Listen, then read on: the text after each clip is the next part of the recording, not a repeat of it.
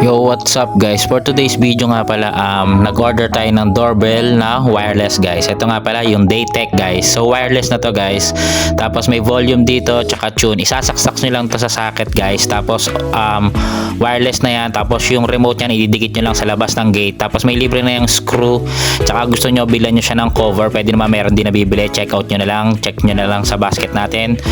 So guys, pakinggan nyo to. Mag sound trip muna kayo guys. Ano nga pala to pag doorbell mo, takbo guys. So parang MP4 to guys. Ang daming pagpipilian, ikaw na magsasawa. Pakinggan nyo to guys, 'di ba?